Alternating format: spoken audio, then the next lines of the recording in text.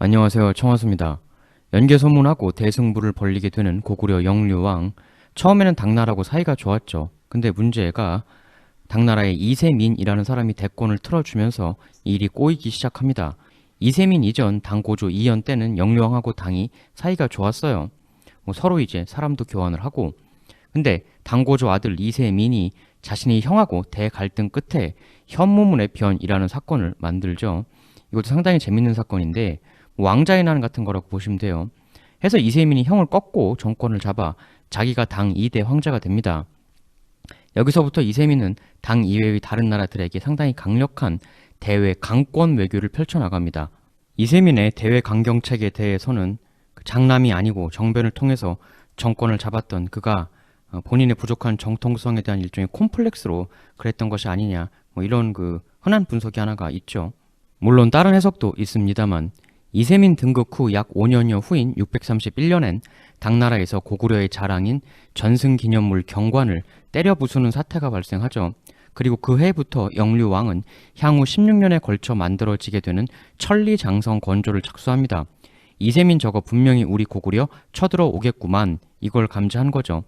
근데 이 천리장성은 최종 결재권자가 영류왕이었을 뿐 천리장성 만들자고 결재 올린 사람은 연개소문이었다라는 얘기가 있습니다. 삼국유사 계금 연개소문은 영류왕에게 아뢰어 긴 성을 동북쪽과 서남쪽에 쌓도록 하였는데, 이에 남자들은 성을 쌓으러 나가고 여자들은 농사를 지었으니 공사는 무려 16년이 지나서야 끝났다.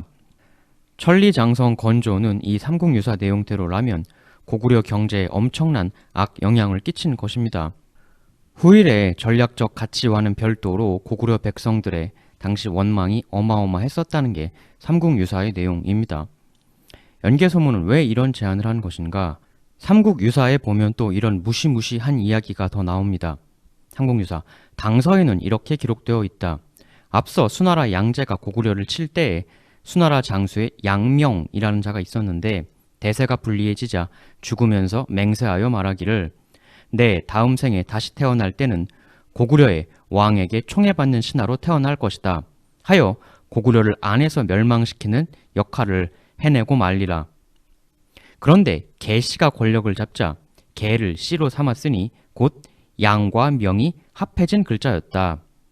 이 얘기가 무슨 얘기냐면요, 옛날 쳐들어온 수나라, 그때 수쪽 장수로 양명이란 사람이 있었는데 수나라가 고구려한테 대패하고 깨갱하고 쫓겨났잖아요. 근데 당시 그 양명 장수가 아마 고구려군한테 부상당해서 전사했던 모양이죠. 그런데 세상을 뜨기 전에 내 후일 고구려의 총애받는 신하로 태어나 고구려를 망하는 역할을 해내고 말리라, 이렇게 다짐을 했다는 얘기입니다. 그럼 이 양명이 누구로 환생했느냐? 연개소문할 때 개, 이게 그건데 보시면 이 개자가요, 양하고 명을 위아래로 합친 글자다라는 거죠. 양을 위로 보내고 요걸 아래로 보내면 모양이 비슷해진다, 이겁니다. 고구려에 대한 복수를 다짐했던 수나라 장수 양명의 환생은 바로 연개소문이다라는 게 이 삼국유사에서 싣고 있는 내용입니다. 근데 이게 끝이 아니고요, 이런 내용도 있어요. 또 고려 고기에는 이런 기록도 있다. 쳐들어온 수양제에 대해 고구려에서 거짓 항복 서신을 보냈는데 그때 어떤 한 사람이 작은 활을 품에 숨겨 사신을 따라가 수양제가 있는 배 안으로 들어갔다. 양제가 고구려의 국서를 읽고 있는데 이 사람이 갑자기 활을 쏘아 양제의 가슴을 맞추었다. 이에 양제가 군사를 돌리며 말하길 짐이 천하의 주인이 되어 친히 작은 나라를 정벌하다 실패하니 만대의 웃음거리가 되겠구나. 이 말을 하자 우상 양명이 아뢰었다. 폐하, 신이 죽으면 고구려의 대신이 되어 반드시 그 나라를 멸망시켜 폐하의 원수를 갚겠습니다. 수양제가 죽은 뒤에 양명이 고구려에서 다시 태어났는데 15세가 되자 총명하면서도 신기한 무용이 있었다.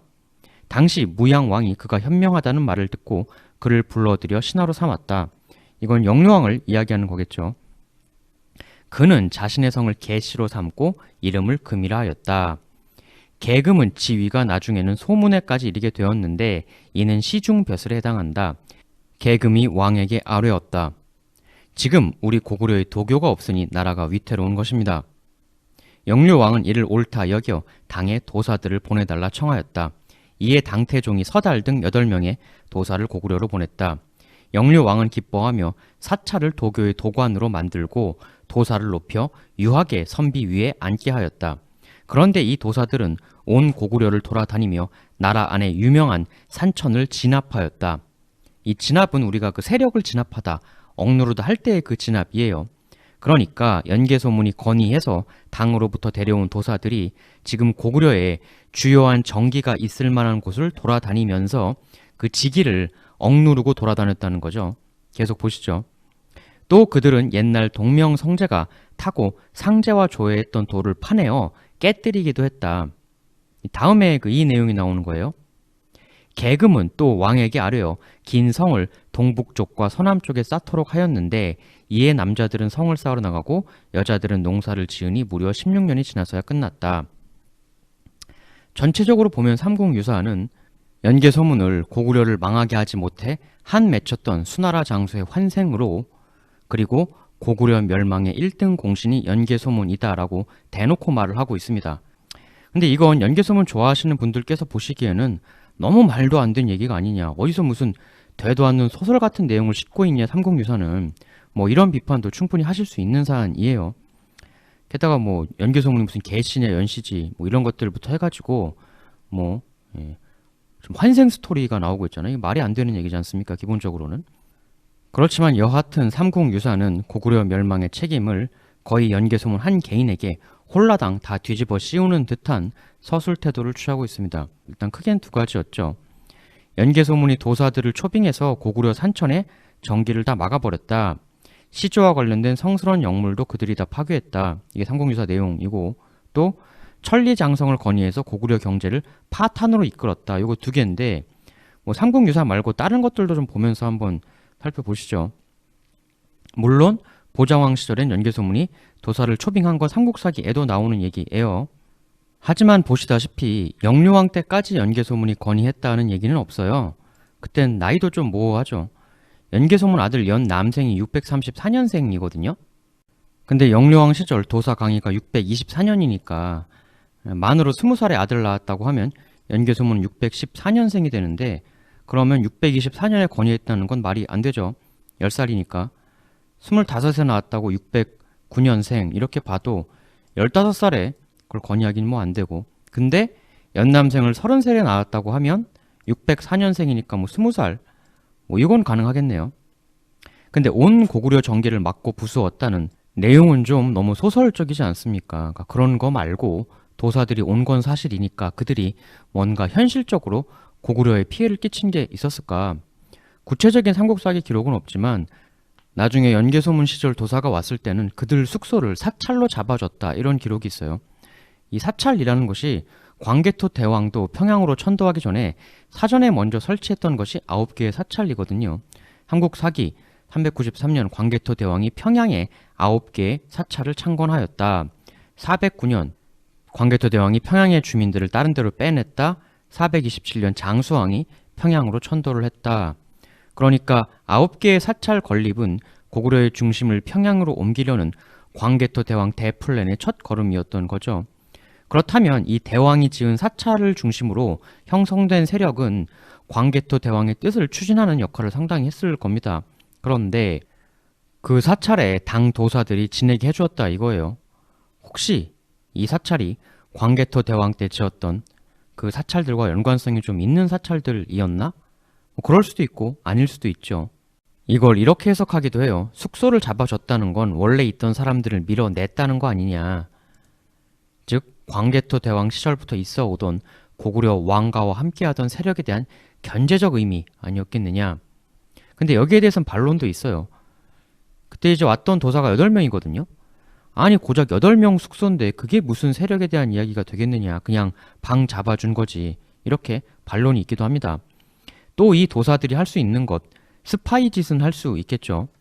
연개소문이 불렀다. 괜히 스파이 내부 염탐할 수 있는 그런 도사, 사람들 쓸데없이 왜 부르냐. 연개소문 실책이다. 이런 비판은 해볼 수 있겠습니다. 근데 이 부분에 대해서는 사실 연개소문 정권 이전에 영류왕 시절에도 굉장히 큰 사건이 하나 있었죠. 한국사기 641년 영류왕 정변 바로 직전년 당태종이 고구려 태자의 예방에 대한 담례로 진대덕이란 사람을 보내왔다. 이 진대덕이 문제의 인물이죠. 대덕이 고구려 경내에 들어오면서 이르는 성읍마다 그 성읍을 수비하는 관리들에게 비단을 후하게 주면서 말하였다. 내가 원래 산수 구경을 좋아하므로 경치가 아름다운 곳이 있으면 보고 싶다. 이에 수비하는 자들이 기꺼이 안내하여 그의 발걸음이 닿지 않은 곳이 없었다. 이로써 그는 고구려의 지리에 대하여 상세하게 알 수 있었다. 대덕은 사신으로 온 기회에 고구려의 국력을 살폈으나 고구려는 이를 알지 못하였다. 대덕이 본국으로 돌아가서 보고하니 당태종이 기뻐하였다. 고구려는 고창이 멸망하였다는 소문을 듣고 크게 두려워하여 우리 사신들을 숙소에서 접대하는 범절이 보통이 아니었습니다. 영류왕 살아 생전에도 진대덕이란 사람에게 상당히 저자세 외교를 하였고 또 그가 고구려에 와서 편안하게 첩자질하도록 거의 눈뜨고 당하기만 했다라는 기록입니다. 이런 걸 보면서 연개소문이 도사를 불러 그들에게 첩자질할 빌미를 줬다? 이 전 집권자였던 영류왕은 더했다. 진대덕한테 눈뜨고 당한 것 봐라. 이렇게 이야기하는 의견도 있습니다.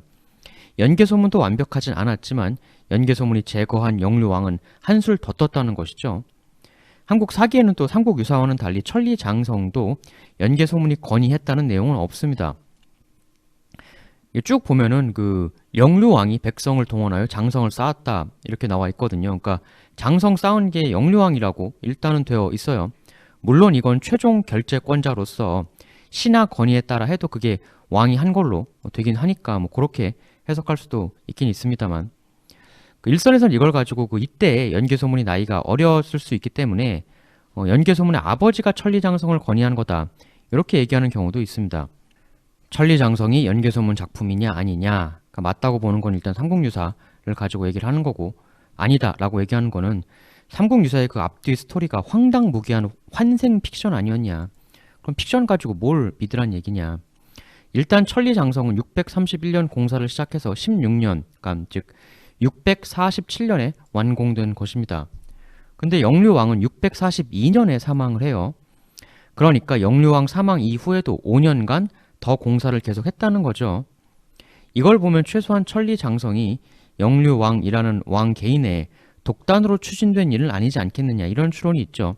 왕 사망 후에도 5년간 더 공사가 지속되었으니까 물론 야 11년간 해온 공사 기왕 들어간 돈 아까우니까 계속 마저 만들자 그래서 5년 더 한 거다 이랬을 가능성도 있긴 합니다만 여하튼 영류왕 사망 후 고구려는 연개소문의 손안에 떨어지게 되니까 642년부터 647년까지 5년간 공사 총 책임자는 연개소문이긴 했을 겁니다. 또 이런 부분도 있어요. 영류왕이 세상을 떠난 642년 이해에 영류왕에 대한 삼국사기 기록은 딱 3개밖에 없어요. 1월에 당나라에 사신 보냈다. 그 다음에 영류왕이 동부대인 개소문에게 명령하여 장성 쌓는 일을 감독하게 하였다. 10월 개소문이 임금을 시하였다. 보시다시피 연개소문을 장성 감독으로 보내고 나서 바로 다음 기록이 시해당했다 이거예요. 당 혹은 천리장성 이 시해 사건과 상당히 밀접한 관련이 있는 기폭지였을 가능성이 있죠. 특히 시해 바로 직전 기록이 연개소문을 천리장성 감독관으로 보냈다 이겁니다. 무언가 천리장성 관련된 커다란 갈등이 영류왕과 연개소문 사이에 있었을 개연성이 하나가 있습니다. 이에 대한 가장 일반적인 시선은 장성 건조라는 게 국경지역 중심으로 하는 거니까 즉 중앙정계에서 멀리 떨어진 곳이라는 것이고 그 장성 감독관으로 보낸 건 영류왕이 연개소문을 좌천시킨 것 아니냐. 그래서 연개소문이 엄청 화가 났고 또 영류왕은 그가 화났다는 걸 알았고 그래서 연개소문에게 영류왕이 칼을 빼들고 둘이 붙게 된 것이 아니냐. 이런 해석이 가장 많이 있죠. 만일 삼국유사의 기술과는 달리 천리장성이 연개소문의 의지와는 무관하게 만들어진 것이라면 밑도 끝도 없이 장성 감독하라고 하면서 수도에서 쫓아보내는 이 영류왕의 명령은 연개소문 입장에서는 상당히 분노스러운 일이었을 것이긴 할 겁니다. 하지만 연개소문이 천리장성 결제 기한자였었다고 한다면 또 얘긴 전혀 달라지는 거겠죠. 연개소문이 천리장성 발의자니까 감독관으로 보낸 거라고 봐야 합니까? 아니면 오히려 하기 싫은 걸 좌천격으로 보내서 연개소문이 열받아서 충돌을 안 거니까 반대로 연개소문하고 천리장성은 별 상관이 없다 이렇게 보아야 합니까? 모르겠으면 앞이나 뒤를 보면 되겠죠. 삼국사기 연개소문이 직위를 잇게 되자 흉포하고 잔인하기가 말할 수 없을 정도여서 여러 대인들이 영류왕과 은밀하게 논의하여 연개소문을 죽이고자 하였다. 고구려 내의 연개소문 제거 계획은 일단 이렇게 묘사가 되고 있는데요. 하나의 시나리오는 삼국유사에서 나온 천리장성은 연개소문의 권이다. 이걸 믿는다고 보면 1. 천리장성 쌓는 게 너무 힘들었다. 여타 대인들, 호족들도 물자, 노동력 차출당하고 사업하기 힘들어졌다. 해서 호족들의 연개소문에 대한 원망이 하늘을 찌르게 되었다. 호족들은 그러하기 때문에 영류왕한테 쓱 가서 개소문 저거 없애버립시다 라고 건의를 했다. 이걸 한번 일단 추측을 해볼 수가 있겠죠. 이걸 하면 이 좌천으로 열받아서 둘이 붙은 거다라는 건 아닌 게 되는 거죠. 전혀 다른 관점 해석인 거고. 일단 요거의 근거는 영류왕 사망 642년 이후에도 천리장성 건조는 계속 이루어졌다는 것. 근데 그건 아까 말씀드린 대로 앞선 11년 공사 드린 게 아까워서 계속 한 것 아니냐 이런 반론도 가능한데 또 제 반론으로는 아니다. 정말 연개소문이 그거 하기 싫었으면 그래서 천리장성 감독관도 아우 너무 싫어 이거 완전 좌천이야. 그렇게까지 싫어했으면 그때라도 연개소문이 정권 잡고 중단할 수 있었던 것 아니냐. 중단 안 한 건 연개소문이 장성 좋아했단 얘기 아니겠느냐. 이런 재반론도 한번 생각해 볼 수 있어요. 일단 이 문장을 좀 보면은 여러 대인들이 영류왕과 은밀하게 논의하여 이렇게 돼 있죠. 그러니까 연개소문 첫째 계획은 영류왕과 여타 대인들의 합작품인데 보면 여러 대인들이 영류왕과 이렇게 대인들이라는 말이 먼저 나오는 걸로 봐서는 대인들이 먼저 영류왕을 찾아가서 일 저지르자고 꼬신 게 아닌가 싶어 보이는 부분도 일부 있습니다. 그럼 조금 더 뒤를 한번 살펴볼까요? 그러나 이 계획은 연개소문에게 누설되고 말았다.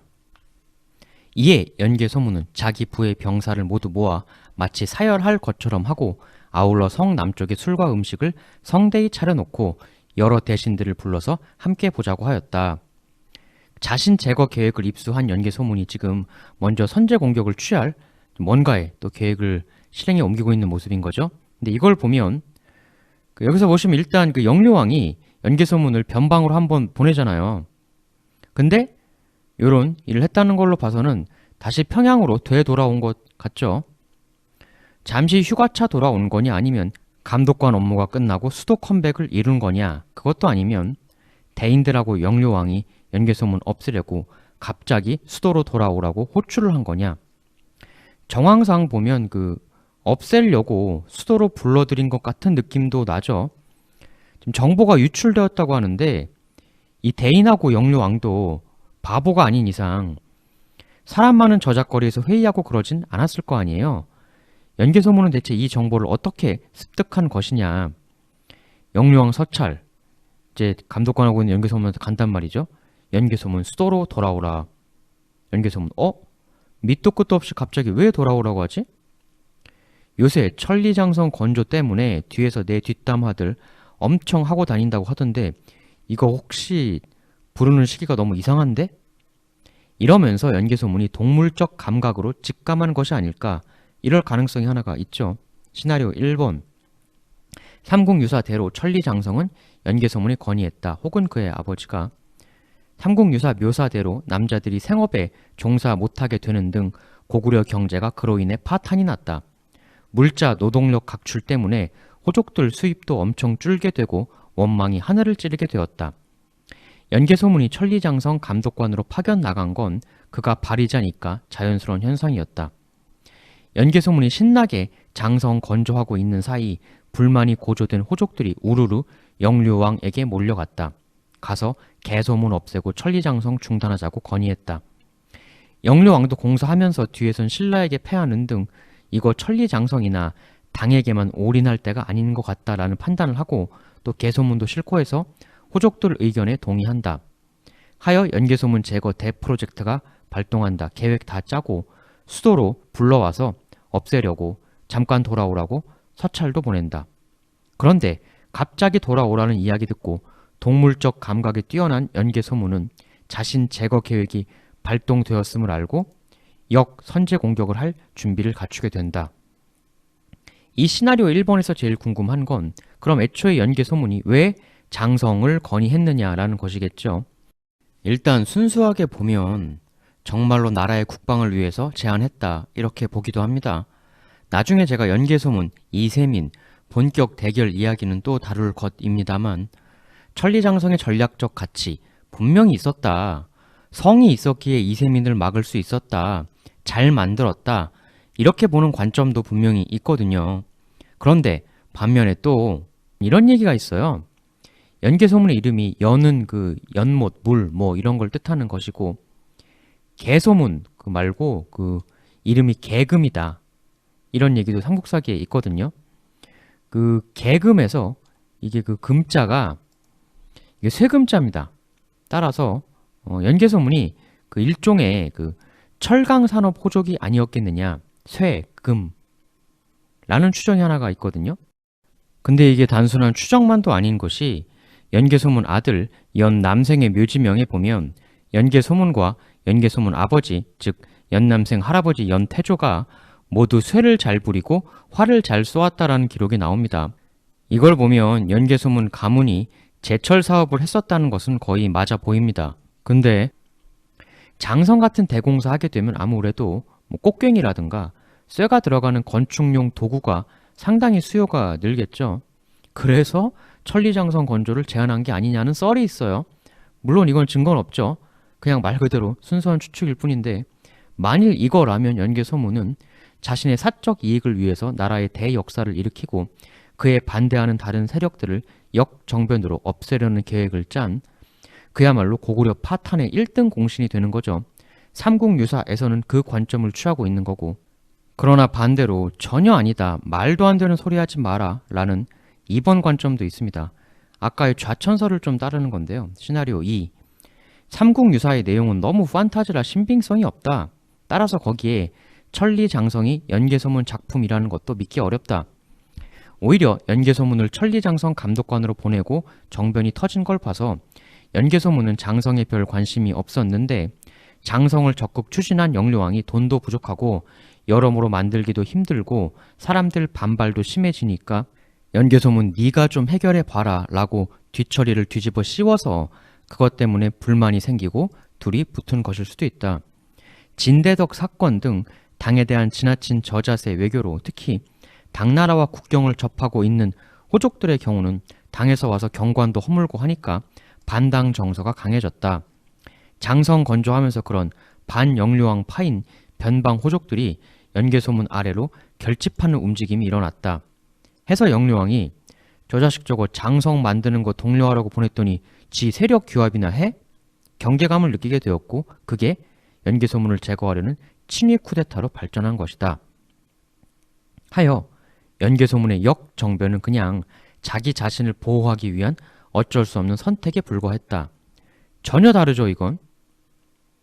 그 진실에 조금이라도 다가가려면 우리가 앞 혹은 뒤를 살펴봐야 하니까 삼국사기 아까까지 말씀드린 내용이 지금 계획이 누설된 부분까지였잖아요. 이 이후에 사건 진행을 다음 시간에 계속 더 세세히 살펴봐 진행해 나가도록 하겠습니다. 대단히 감사합니다.